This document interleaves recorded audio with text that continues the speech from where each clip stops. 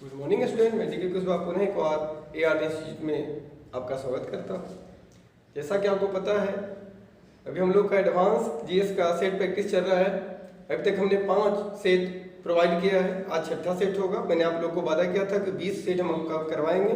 20 set में लगभग आपको 500 क्वेश्चन जाते हैं और 10 घंटे। मात्र मैं आपका 10 घंटे लूँगा और आपको पता चल जाएगा कि जीएस क्या होती है।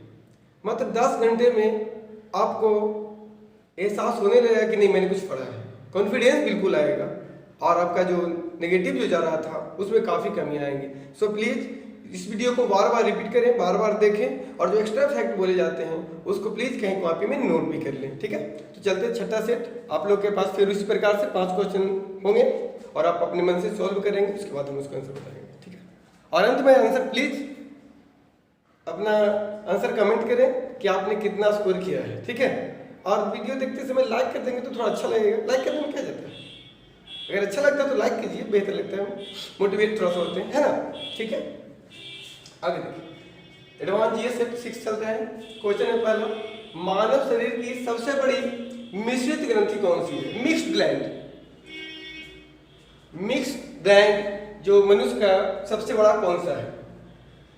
अग्नाशय, पीयूष, लीवर, थायराइड। मतलब अग्नाशय के जानते हैं, पैंक्रियाज, पिट्यूटरी, लीवर, थायराइड, तो थायराइड है। तो इसमें सबसे मिक्स ग्रंथि मतलब अंतःस्रावी भी अवास्रावी कौन सी है? नहीं, ए बी सी। तो सबसे बड़ी मिक्स ग्रंथि आपका है अग्नाशय। ठीक है, अग्नाशय सबसे बड़ी मिक्स ग्रंथि है और ये इंसुलिन का स्राव करता है। इंसुलिन का स्राव करता है, याद होना चाहिए आपको, काफी इंपॉर्टेंट पॉइंट है। इंसुलिन का स्राव करता है। इंसुलिन का कम स्राव होने से क्या होता है? शुगर रोग हो जाते हैं, चीनिया रोग, और अधिकता से हाइपरग्लाइसेमिया रोग हो जाता है। वहां पे ज्यादा हो जाता है तो हाइपरग्लाइसेमिया और कम हो तो इंसुलिन, क्या शुगर रोग। सबसे छोटी ग्रंथि है पीयूष। सबसे छोटी ग्रंथि है पीयूष, छोटी ग्रंथि, और मात्र 0.6 ग्राम का होता है, सबसे छोटी। और सबसे बड़ी ग्रंथि, सबसे बड़ी ग्रंथि आपका जो है वो है कौन? लीवर है। कितना का? 1.5 kg का। ठीक है, 1.5 kg का होता है। और थायराइड सबसे बड़ी अंतःस्रावी ग्रंथि है। याद रखिएगा, बहुत इंपॉर्टेंट क्वेश्चन है ये। तो हमारा क्वेश्चन था मानव की सबसे बड़ी मिश्र ग्रंथि कौन सी हो गई? अग्नाशय हो गया। सबसे छोटी ग्रंथि पूछे तो पीयूष ग्रंथि, इसको पिट्यूटरी ग्लैंड कहते हैं। ये मस्तिष्क में पाया जाता है, 0.6 ग्राम का। और आपको पता होना चाहिए कि सबसे ज्यादा हार्मोन स्रावित करते हैं 13 हार्मोन। ये छोटा सा ग्रंथि स्रावित करता है जो मस्तिष्क में रहता है, इसलिए इसको मास्टर ग्रंथि कहा जाता है, क्योंकि अदर ग्रंथियों के कार्य को ये कंट्रोल करता है। सबसे बड़ी ग्रंथि की बात चलेगी तो हम मारेंगे लीवर को, जो लगभग 1.5 kg का होता है। और सबसे बड़ी अंतःस्रावी बोला जाए तो क्या? थायराइड। सबसे बड़ी ग्रंथि लीवर, सबसे बड़ी अंतःस्रावी थायराइड, सबसे बड़ी मिक्स ग्रंथि तो अग्नाशय हो जाएगा। ठीक है, चलिए क्वेश्चन 2 देखते हैं। फलों का मधुर स्वाद मतलब मीठा, जो फल फ्रूट जो होते हैं मीठा मधुर स्वाद किसके कारण होता है? फ्रक्टोज, सुक्रोज, लैक्टोज और माल्टोज। काफी कंफ्यूजन है, सब में टोज टोज है, तो यहाँ कोई ट्रिक काम नहीं कर रहा है, कोई दिक्कत नहीं है, बना के देखिए। चलिए, तो फल का इंग्लिश क्या होता है? फ्रूट होता है। फ्रूट होता है तो फ्रूट से फ्रक्टोज निकल जाएगा। फल का क्या हो जाएगा? कंफ्यूजन दूर। फल का इंग्लिश क्या होता है? फ्रूट, और फ्रूट से फ्रक्टोज। मतलब फ्रूट में फ्रक्टोज होते हैं जिसके कारण फ्रूट क्या होते हैं? मीठा लगता है, मधुर लगता है। और ये जो सुक्रोज, याद रखिएगा, बहुत बार एग्जाम में आ चुका है, टेबल शुगर। टेबल शुगर, तो टेबल शुगर मतलब कुछ नहीं, चीनी। चीनी किसके कारण मीठा होता है? तो सुक्रोज के कारण। तो चीनी का इंग्लिश का क्या होता है अंग्रेजी? शुगर, और शुगर से सुक्रोज। कोई दिक्कत? तो फल फ्रुक्टोज, फ्रूट होता है, तो फ्रुक्टोज के कारण मीठा होता है। और चीनी बोल दे या टेबल शुगर, टेबल मतलब जो आप खाते हैं तो रख के खाते हैं ना, तो टेबल शुगर बोले या शुगर बोले या चीनी बोले तो शुगर सुक्रोज, सुक्रोज के कारण होते हैं। ठीक है, अब चलिए अगला क्वेश्चन। टुंड्रा एवं शीत प्रधान क्षेत्रों में उगने वाले वनस्पतियों को क्या कहा जाता है? कि हर क्वेश्चन इंपॉर्टेंट है, इसमें कोई किंतु परंतु नहीं है, हर क्वेश्चन इंपॉर्टेंट है। आप 20 सेट मारने के बाद आप कोई भी मार्केट का सेट उठाइए, फिर एग्जाम में आया हो क्वेश्चन उठा के देखिए बनता है कि नहीं बनता, बिल्कुल बनेगा जी, टेंशन नहीं लेने वाली बात है यहाँ पे। तो टुंड्रा एवं शीत प्रधान क्षेत्रों में उगने वाले वनस्पति को क्या कहते हैं? Halophyte, lithophyte, cryophyte, xerophyte. चलिए इसका होता है क्रायोफाइट। लिथोफाइट किसको कहेंगे? कड़े या चट्टानी क्षेत्रों में, चट्टानी क्षेत्रों में उगते चट्टानों पर उगने वाले वनस्पति को क्या कहते हैं? लिथोफाइट। और जीरोफाइट क्या होगा? मरुस्थली या शुष्क प्रदेश, शुष्क प्रदेश में क्या होगा? जीरोफाइट। या मरुस्थलीय क्षेत्र में, बलुई क्षेत्र में क्या होगा? जीरोफाइट। क्रायोफाइट कहाँ? टुंड्रा प्रदेश, टुंड्रा और शीत। टुंड्रा समझते हैं ना, ध्रुवीय प्रदेश जहां बर्फ ही बर्फ होते हैं, उन क्षेत्रों में उगने वाले पादपों को क्या कहते हैं? क्रायोफाइट। वनस्पति को क्रायोफाइट कहते हैं। जीरोफाइट कहाँ होगा? मरुस्थलीय क्षेत्र, शुष्क क्षेत्र में। और उसके बाद लिथोफाइट, जो चट्टानी कड़े पर्वतदार क्षेत्र होंगे, चट्टानों पर उगने वाले वनस्पतियों को लिथोफाइट कहते हैं। चलिए अब आता है भारतीय संविधान सभा की प्रांतीय संविधान समिति के अध्यक्ष कौन थे?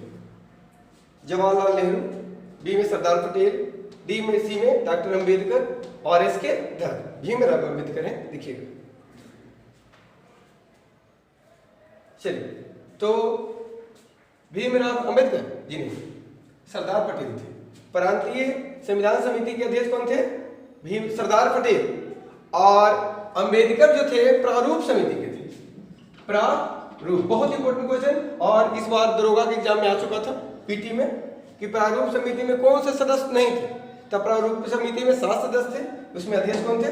भीमराव अंबेडकर। और इसके धर की बात आती है तो इसके धर आपको पता होना चाहिए, संविधान सभा के सदस्य नहीं थे, सदस्य न रहते हुए भी ये भाषाई आयोग का अध्यक्ष बनाया गया था। भाषाई आयोग के अध्यक्ष थे कौन? इसके धर। और जवाहरलाल नेहरू को क्या बनाया गया था जी? संघ शक्ति समिति। क्लियर? तो यहाँ भारतीय संविधान सभा की प्रांतीय संविधान समिति के अध्यक्ष प्रांतीय संविधान समिति तो सरदार पटेल थे, मतलब भी आंसर होगा। बोलता प्रारूप समिति के अध्यक्ष तो डॉक्टर अंबेडकर, और भाषाई आयोग के अध्यक्ष तो इसके धर, जो सदस्य नहीं रहते हुए अध्यक्ष थे, याद रखिएगा। और संघ शक्ति समिति के अध्यक्ष कौन थे? जवाहरलाल नेहरू, जो आपके प्रथम प्रधानमंत्री भी थे। चलिए कौन सा मिलान सही नहीं है? मिलान चेक करना है, बहुत कंफ्यूजन क्वेश्चन, सब जगह प्रयाग, बार एग्जाम में पढ़े होंगे। देव प्रयाग बार पढ़ने को आता है एग्जाम में, देव प्रयाग कहाँ है? तो खैर कोई दिक्कत नहीं, टोटल प्रयाग है, मिल जाएगा आपको यहाँ। रुद्र प्रयाग अलकनंदा भागीरथी नदी के मेल को कहा जाता है, चेक कीजिए। देव प्रयाग मंदाकिनी भागीरथी, नंद प्रयाग मंदाकिनी भागीरथी, कर्ण प्रयाग अलकनंदा और पिंडर। तो इसमें कौन गलत है? 3 को सही है। चलिए तो यहाँ पे है रुद्र प्रयाग अलकनंदा मंदाकिनी, बिल्कुल सही। अलकनंदा और मंदाकिनी के मेल को रुद्र प्रयाग कहा जाता है। देव प्रयाग मंदाकिनी और भागीरथी जो गंगा बनती है, देव प्रयाग बिल्कुल सही है। और यहाँ पे आते हैं अलकनंदा और पिंडर को क्या कर्ण प्रयाग में मिलते हैं, और मंदाकिनी भागीरथी नहीं, नंद प्रयाग। मंदाकिनी और विष्णु गंगा भागीरथी, आंसर आपका ये होगा। लेकिन यहाँ भागीरथी नहीं, विष्णु गंगा होंगे, विष्णु गंगा याद रखेंगे। मंदाकिनी और विष्णु गंगा के मेरे को क्या कहा जाता है? नंद प्रयाग। तो चारों याद रखेंगे, काफी इंपोर्टेंट चारों है। चलिए 5 क्वेश्चन है सामने स्क्रीन पे बनाएंगे। टसर रेशा भारत के किस राज्य में सर्वाधिक पैदा होते हैं? पैदा मतलब उत्पादन होता है। झारखंड, कर्नाटक, असम, तमिलनाडु। चलिए कर्नाटक नहीं, झारखंड में होता है। ऐसे सबसे ज्यादा रेशम कर्नाटक के उत्पादन होते हैं, इसलिए वहां जो बंगलोर है उसको सिलिकॉन सिटी भी कहा जाता है। और असम में जो होते हैं मलबरी, यानी आप बोल सकते हो उसको सहतूती रेशम, सहतूती रेशम, क्योंकि शहतूत पे कीड़ों को पाला जाता है, या इसको मलबरी रेशम भी कहा जाता है, जो कर्नाटक में होती है। और असम में क्या होता है, मूंगा और ईरी, मूंगा और ईरी। सबसे ज्यादा रेशम कर्नाटक में, लेकिन पूछा गया है कि टसर रेशम भारत के किस राज्य में सबसे अधिक पैदा होता है, तो टसर कहाँ चल जाएगा, झारखंड में। लेकिन बोलता मलबरी सबसे अधिक कहाँ, तो कर्नाटक में। अगर बोला था मूंगा या ईरी, ईरी या मूंगा अलग अलग है, मूंगा और ईरी सबसे अधिक कहाँ उत्पादन होता है, तो असम में होते हैं। और ऐसे पूरा बोल लिया जाएगा तो सबसे अधिक रेशम का उत्पादन करने वाला राज्य कर्नाटक है, ठीक है। और बिहार में भागलपुर, बिहार में कहाँ, भागलपुर। चलिए एक्स्ट्रा फैक्ट को नोट करते चलेंगे। देश का पहला डॉल्फिन रिसर्च सेंटर कहाँ स्थित है या कहाँ खुलने वाला है, आपको बताना है। ए में भागलपुर, पटना, लखनऊ, प्रयाग, जल्दी बनाइए। देश का पहला डॉल्फिन रिसर्च सेंटर कहाँ स्थित है या खुलने वाला है, भागलपुर जी नहीं, पटना है। और भागलपुर में क्या है, देश का प्रथम डॉल्फिन अभयारण्य है, डॉल्फिन अभयारण्य, डॉल्फिन अभयारण्य भागलपुर में। लेकिन डॉल्फिन रिसर्च सेंटर कहाँ है, पटना में। और डॉल्फिन को क्या कहा गया है, डॉल्फिन क्या है हमारा राष्ट्रीय जलीय पशु का दर्जा मिला है डॉल्फिन को, कब से, 2009 से, याद रखिएगा। राष्ट्रीय जलीय पशु डॉल्फिन, क्लियर, कब से, 2009 से। मनमोहन सिंह थे प्रधानमंत्री उस समय।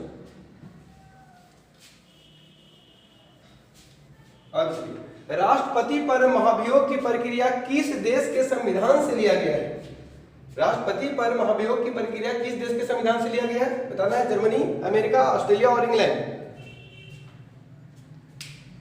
तो जहां से उस पद को लिया गया होगा, लिया गया है, पक्की बात है, कौन होगा, अमेरिका। और राष्ट्रपति पर महाभियोग की प्रक्रिया 61 की नहीं 56, प्रक्रिया कब है, 56, और महाभियोग लगेगा तो 61 के तहत। आर्टिकल 61 के तहत क्या लग जाएगा, राष्ट्रपति पर महाभियोग, लेकिन प्रक्रिया शुरू होगा आर्टिकल 56 के तहत, कोई दिक्कत। और ऑस्ट्रेलिया से क्या लिया समवर्ती सूची, समवर्ती सूची। और इंग्लैंड से एकल नागरिकता, एकल नागरिकता, नागरिकता। और जर्मनी से आपात उपबंध, आपात उपबंध। कितने प्रकार का आपात उपबंध है, 3 प्रकार का, राष्ट्रपति शासन और वित्तीय आपात, याद है ना।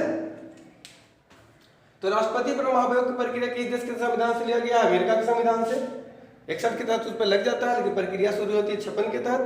और राष्ट्रपति को इसके लिए 14 दिन पहले सूचित करना होता है। और किसी भी सदन में लाया जा सकता है, लोकसभा में भी, राज्यसभा में, यानी उच्च सदन में भी और निम्न सदन में भी लाया जा सकता है। लेकिन राज्यसभा में कम से कम सदस्य 50 होने चाहिए, और लोकसभा में कम से कम होना चाहिए कितना, 100 सदस्य होने चाहिए, तभी महाभियोग की प्रक्रिया शुरू हो जाती है। किसी भी क्वेश्चन आता है कि महाभियोग, राष्ट्रपति पर महाभियोग की प्रक्रिया किस सदन में होती है, तो किसी सदन में भी, उस सदन में भी है, निम्न सदन में भी होता है। लेकिन जिस भी सदन में हो, लोकसभा में दिलाते हैं पहले, तो कम से कम 100 सदस्य होने चाहिए, सांसद होने चाहिए। और राज्यसभा में यदि पहले लाते हैं तो कितना, 50 सदस्य होना चाहिए, ठीक है। एक्स्ट्रा फैक्ट काफी बताया है, इसको नोट करते चलेंगे और याद करते चलेंगे, इससे बाहर क्वेश्चन नहीं आएंगे एग्जाम में, मेरा वादा, आप देख सकते हैं इसको। ठीक है, कौन सुमेलित नहीं है, ज्योति तीव्रता कैंडेला, विद्युत आवेश कूलाम, ज्योति फ्लक्स वेबर, विद्युत धारा एम्पियर। जल्दी, काफी कंफ्यूजन हो, बार बार दिखाई देंगे, सबको याद कर लीजिएगा थोड़ा। तो चलिए यहां पे आंसर होगा ज्योति फ्लक्स वेबर नहीं होता है, ल्यूमेन होता है, ल्यूमेन। ज्योति फ्लक्स का क्या होता है, ल्यूमेन होता है। ज्योति फ्लक्स का मात्रक ल्यूमेन है। ज्योति तीव्रता का कैंडेला, विद्युत आवेश कूलाम, विद्युत धारा एम्पियर, सब एक टाइप का दिखता है, याद रखिएगा थोड़ा। तो वेबर किसका होता है, चुंबकीय फ्लक्स, चुंबकीय फ्लक्स का होता है वेबर, वेबर नहीं वेबर, क्लियर। चलिए, कौन सा भारतीय राज्य म्यांमार से सीमा साझा नहीं करता, यानी म्यांमार के साथ नहीं लगता है, तो अरुणाचल प्रदेश, नागालैंड, मणिपुर, असम। देखिए सब तो पूर्वोत्तर राज्य, म्यांमार भी पूर्वोत्तर राज्य में आता है। चलिए भूल जाते हैं तो इसको थोड़ा सा याद रखिएगा। मम्मी कभी रूम में आप रहते हैं तो मम्मी को बुलाते हैं, मम्मी इधर आना, मम्मी आना, ठीक है। तो मसा हो गया मणिपुर, सॉरी मणिपुर हो सकता है, मणिपुर। उसके बाद मी से मिजोरम हो जाता है, जोरम। आज से असम नहीं, बस यही याद रखना है। थोड़ा सा आ रहा है, असम नहीं होंगे, आज से अरुणाचल प्रदेश होते हैं। चल प्रदेश, और ना से नागालैंड, ठीक है। तो कौन नहीं आ रहा है? असम नहीं आ रहा है, तो असम साझा नहीं करते हैं। स्क्रीन पर 5 क्वेश्चन फिर से हैं, सोल्व करेंगे। यारलुंग जंगबो नदी के नाम से किसे नहीं जाना जाता है? ये बहुत बार एग्जाम में क्वेश्चन हो चुका है, याद रखिएगा, बहुत ज्यादा। अगर सेट मारते हैं तो अच्छी बात है, नहीं मारते तो आपको पता होना चाहिए चीज। Sindhu, Ganga, Satluj, none of these, right. चलिए आंसर हो जाएंगे नन ऑफ दीज। ब्रह्मपुत्र को कहा जाता है पुत्र। ब्रह्मपुत्र को क्या कहा जाता है? यारलुंग जंगबो। कहाँ? तिब्बत में। पूछा जाए कहाँ बोला जाता है, तो तिब्बत। ब्रह्मपुत्र को तिब्बत में बोला जाता है यारलुंग जंगबो। और गंगा को बांग्लादेश में पद्मा कहा जाता है, पद्मा। कहाँ? बांग्लादेश देश में, बांग्लादेश में पद्मा। और ब्रह्मपुत्र को बांग्लादेश में जमुना कहा जाता है, जमुना, यमुना नहीं, जमुना कहा जाता है। कहाँ? बांग्लादेश देश में। और जब बांग्लादेश में ब्रह्मपुत्र और गंगा का संयुक्त धारा मिलता है, उसे क्या कहते हैं? मेघना। जब दोनों मिल जाएगा ब्रह्मपुत्र और गंगा, तो मेघना कहा जाता है। कहाँ? बांग्लादेश में। और बांग्लादेश में ब्रह्मपुत्र को जमुना, यमुना नहीं, जमुना। और तिब्बत में ब्रह्मपुत्र को क्या कहा जाता है? यारलुंग जंगबो। काफी बार एग्जाम में आ चुका है। और गंगा को पद्मा कहाँ कहा जाता है? तो बांग्लादेश में। भारत की सबसे लंबी नदी गंगा।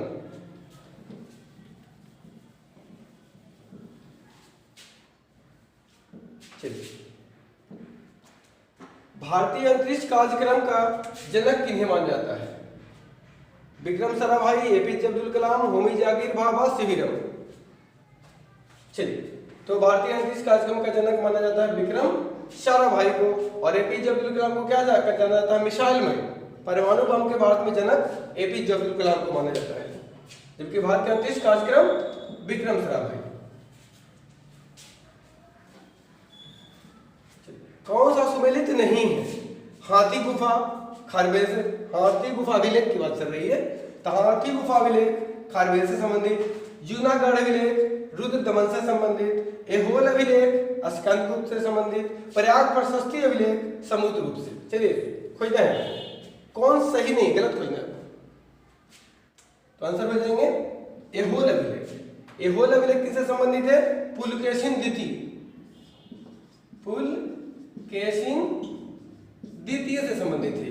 कौन? एहोल अभिलेख। चलिए ठीक है, आगे याद रखेंगे, टोटल याद रखेंगे, चारों ऑप्शन को याद रखेंगे, चारों में कौन कौन था सबको याद रखेंगे। एक्स्ट्रा फैक्ट बोले जाते हैं उनको याद रखेंगे। देखिएगा जब आप 20 सेट खत्म करेंगे तो आप जब सेट मारेंगे या कोई क्वेश्चन करेंगे तो आपको लगेगा जो कंफ्यूजन वाला क्वेश्चन सब क्लियर हो जाएगा लगभग। उसके बाद हम लोग 20 सेट के बाद सब्जेक्ट वाइज अच्छे अच्छे क्वेश्चन ला के आपको सेट बना के हम देंगे। हुमायूं द्वारा सरहिंद का युद्ध किस वर्ष लड़ा गया था? 1539, 1540, 1555, 1571। सबसे अंतिम युद्ध है 1555। और 1539 में बहुत चारों जो युद्ध काफी इंपोर्टेंट रहा है, और याद रखिए 39, तो याद रखेंगे 14, 40 नहीं, 40 होता लेकिन 39 है तो 14 का युद्ध। और 40 में सरहिंद या बिलग्राम का युद्ध, बिलग्राम का युद्ध। और ये तो हुमायूं द्वारा सरहिंद का युद्ध के लिए 1555। आई 1531 में देवरा का युद्ध। तो टोटल किसने लड़ा है? हुमायूं द्वारा लड़े गए युद्ध। फिर से 5 क्वेश्चन स्क्रीन पे है, बनाएंगे तेजी में थोड़ा। ब्राह्मणों पर जजिया कर सर्वप्रथम किसने लगाया था? जजिया कर की बात नहीं है, ब्राह्मणों पर जजिया कर सर्वप्रथम किसने लगाया था? फिरोज शाह तुगलक, अलाउद्दीन खिलजी, मोहम्मद बिन तुगलक या अकबर?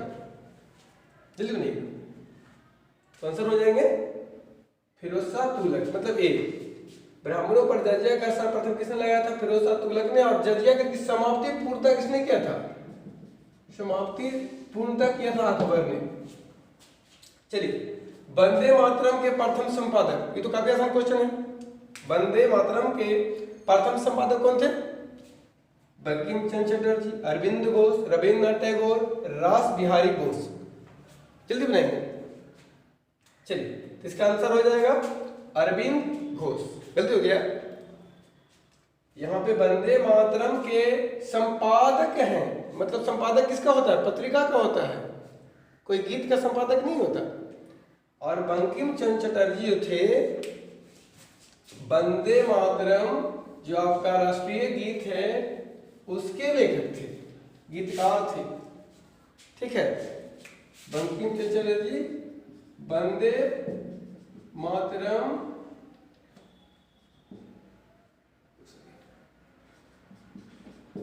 गीत इन्होंने लिखा था। बंकिम चंद्र चटर्जी का वंदे मातरम गीत था। यहाँ पे वंदे मातरम के प्रथम संपादक की बात चल रही है, तो संपादक कौन? अरविंद घोष। चलिए, वंदे मातरम गीत लिखा था बंकिम चंद्र चटर्जी ने। चलिए, जुलू कहाँ की जनजाति है? जुलू जापान, दक्षिण अफ्रीका, न्यूजीलैंड, टुंड्रा प्रदेश। चलिए बनाइए। जुलू कहाँ की? दक्षिणी अफ्रीका की जनजाति है। जुलू कहाँ की है?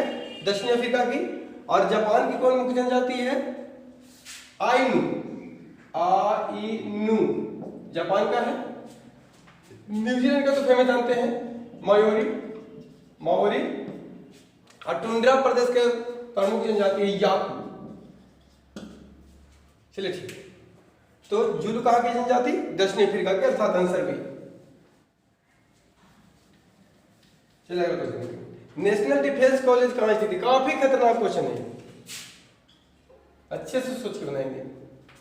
देहरादून, नई दिल्ली, खड़गवासला, अहमदनगर।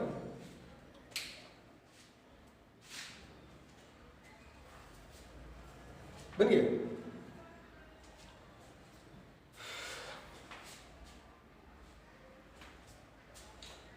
चलिए बनाएंगे। नेशनल डिफेंस कॉलेज कहाँ स्थित है? तो ये नई दिल्ली में है। बार बार खड़गवासला याद आ रहा होगा, तो यहाँ कॉलेज है और खड़गवासला में एकेडमी है, नेशनल डिफेंस एकेडमी।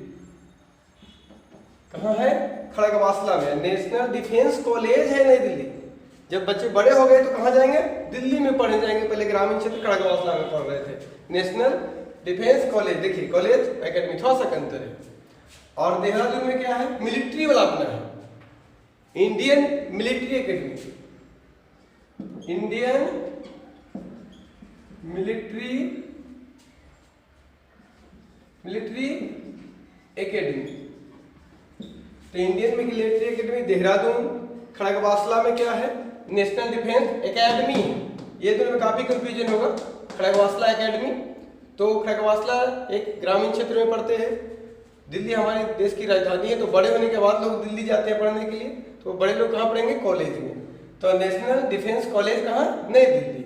और national defence academy Khadakwasla. Indian Military academy कहाँ? देहरादून में आपका है। धूप चश्मे का लेंस किस प्रकार के कांच का बना होता है? जो धूप चश्मा पहनते हैं, फ्लिंट कांच, पायरेक्स कांच, क्रूक्स कांच, सोडा कांच। जल्दी मारेंगे।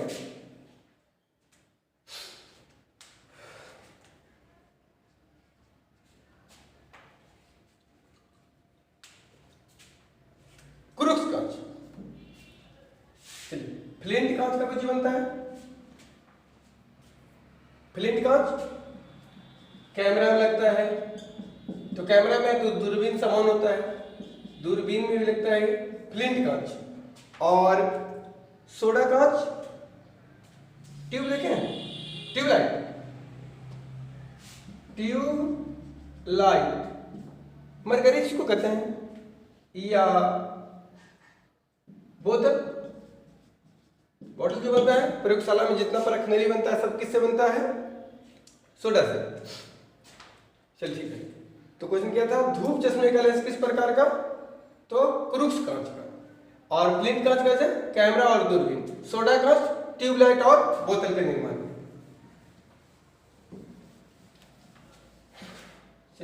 गौतम बुद्ध ने अपना पहला उपदेश किस भाषा में दिया था? संस्कृत, प्राकृत, यावनिक या पाली? चलिए जल्दी करेंगे, लास्ट क्वेश्चन मानेंगे इसको आज। पाली। पाली में दिए थे, कहां दिए थे? सारनाथ में। सारनाथ में पहला उपदेश सारनाथ महाचक परिवर्तन, यहां से शुरू हो गया था। तो अभी हमने देखा 21 क्वेश्चन नंबर सेट का 6 का, और अगले सेट के लिए, अगले वीडियो के लिए वेट करेंगे। और क्वेश्चन अच्छा लगे, सेट अच्छा लगे, पढ़ाई अच्छी लगे तो प्लीज़ एक बार लाइक और